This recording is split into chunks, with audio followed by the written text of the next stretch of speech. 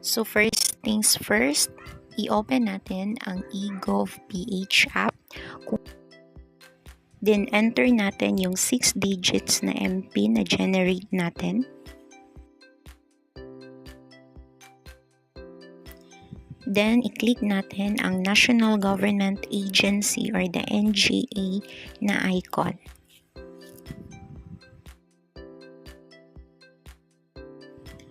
Under this icon, hanapin ang LTO or the Land Transportation Office.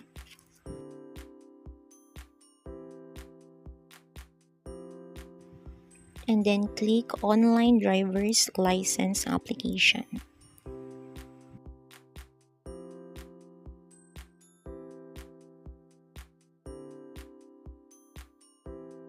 Okay, then in here, we just click this Complete Your Profile to Continue button.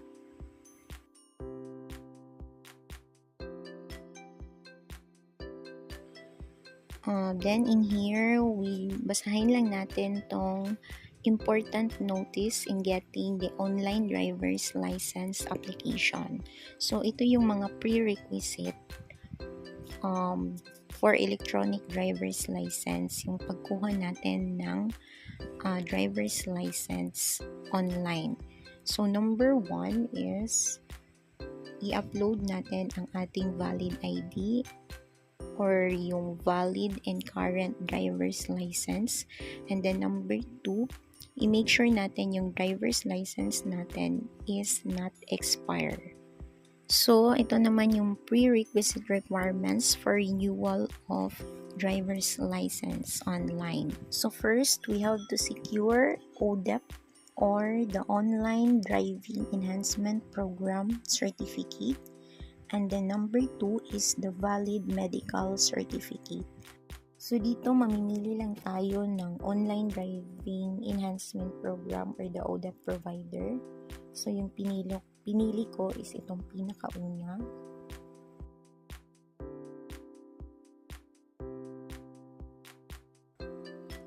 And then pindutin lang natin tong Enroll Now button.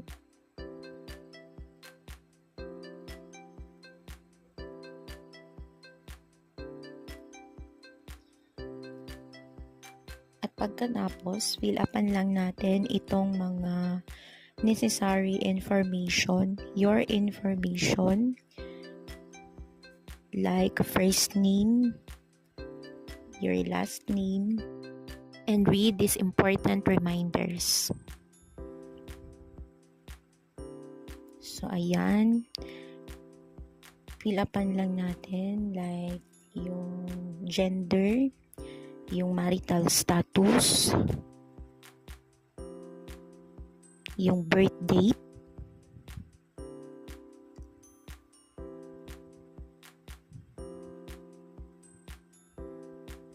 and then your expiration date, driver's expiration date. So usually yung expiration date is your birthday. So we'll input our driver's license classification, whether it's non-proof or professional. So in my case, it's non-proof. So select lang natin yun. We will take also our photo or a selfie photo. This is a photo that will be used in our driver's license certificate or our ODEP certificate. Okay, select also I'm not a robot and then click the necessary captchas. So after that, tapos na po. The registration details have been successfully submitted.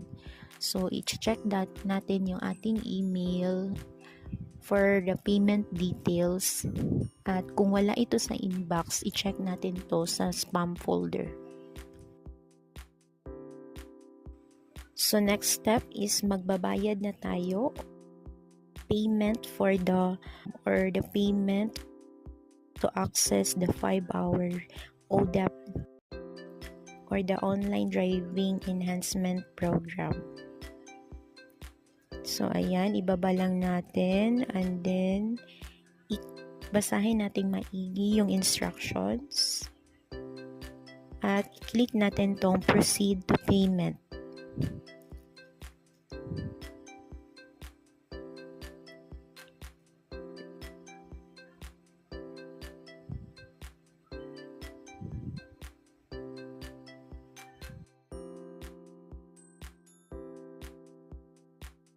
DragonPay is their payment channel partner. So these are the following payment channels na pwede nating magamit or mabayaran. So yung pinili ko is ang GCash. So pindutin lang natin tong I agree to the terms and conditions. Okay. Pagkatapos, i-input lang natin yung email at saka mobile number natin. So, basahin lang maigi yung mga important notes before proceeding to payment. So, i-click natin tong link na ito.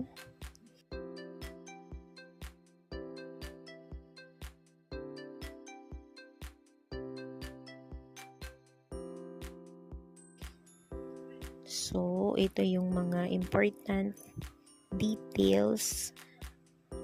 So, these are the important steps before paying, and then confirmation, and then the general rules. So, basahin lang itong maigi.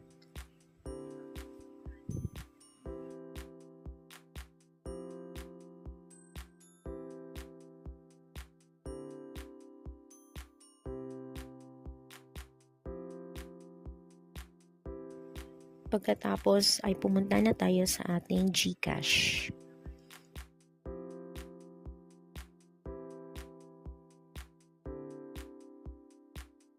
So dito, i-click lang natin tong others and then hanapin yung DragonPay.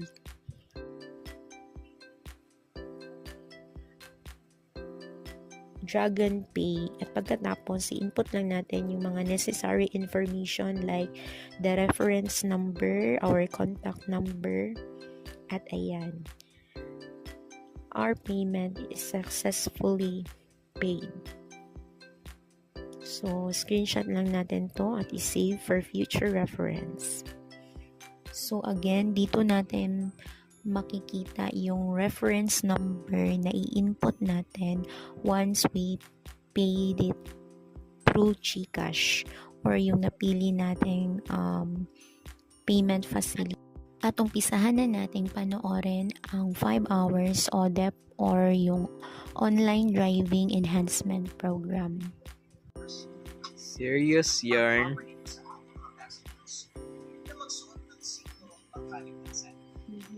And number 6 is to ensure your passengers have safely stepped out of your vehicle before moving on. Ayak mo po ay. Sunod naman ay pagtulong natin sa mga ibang tulis na pinasira. We also have to give proper. Pagkatapos natin panoorin yung 5 hours ODEP, ay mag-i-examination na tayo. So, make sure lang na once you started the examination, dapat tuloy-tuloy na ito kasi hindi ito pwedeng maputol. At ayan, natapos na natin ang 5 hours drive videos.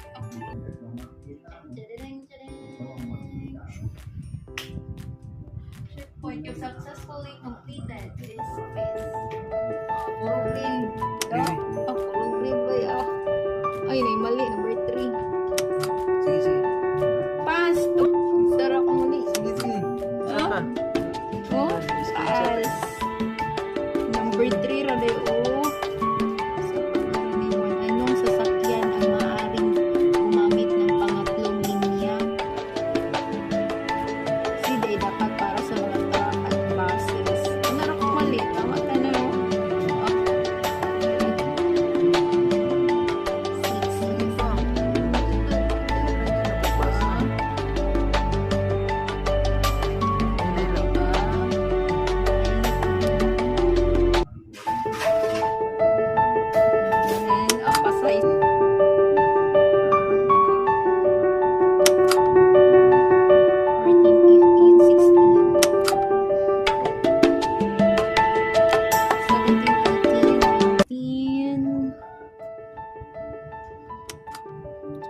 21, 22, 23, 24, and 25. Finish course. Pero tingnan mo naman. Tingnan mo, pass. Passing score, 20. Tapos ang score na ko is 24. Isa lang ang mali.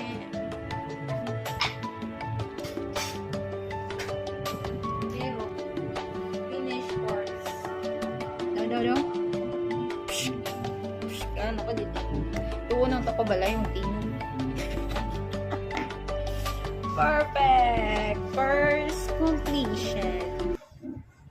Congratulations on finishing the 5-hour online driving enhanced program or ODEP. One of the important step for your driver's license renewal. Great job. Here is a copy of your completion certificate for your personal record. No need to worry. Your certificate has also been automatically uploaded to the LTO portal.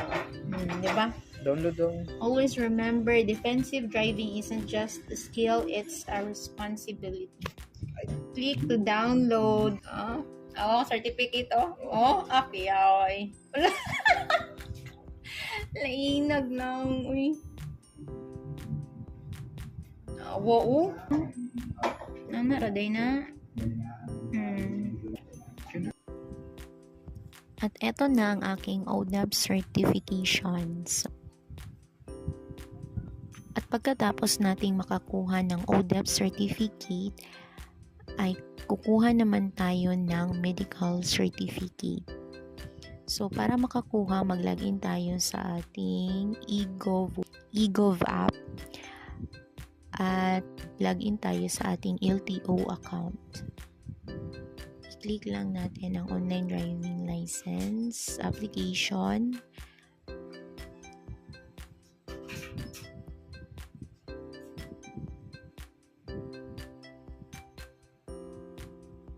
Dito, i-click natin tong number 2.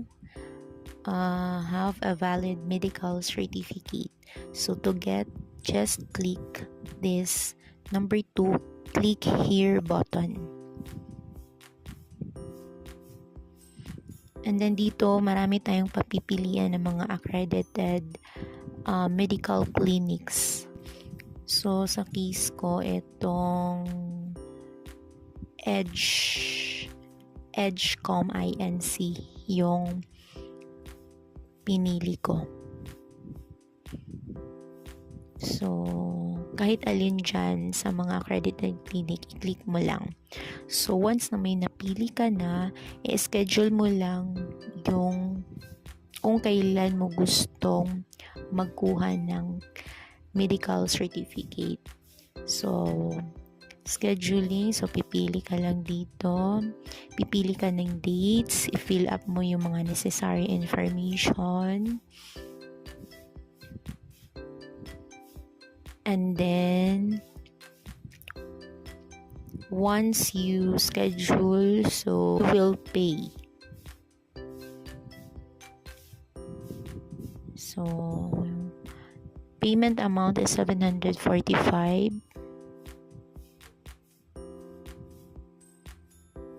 Okay, you can pay through credit card, e-wallet. So, sa case ko, ito. So, once I completed my payment, so, aantay lang ako sa napili kong oras or napili kong schedule.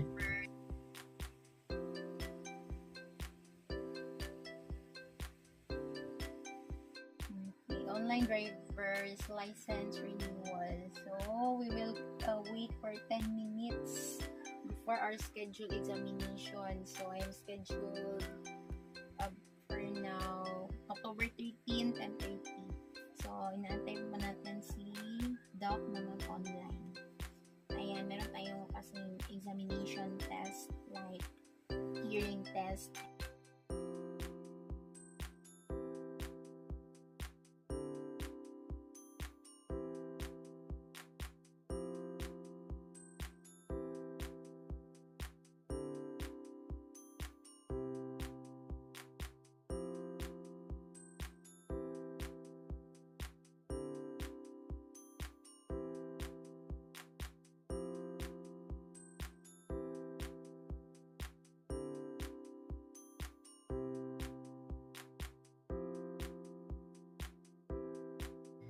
At pagkatapos nating magbayad, antayin na lang natin ang ating physical driver's license.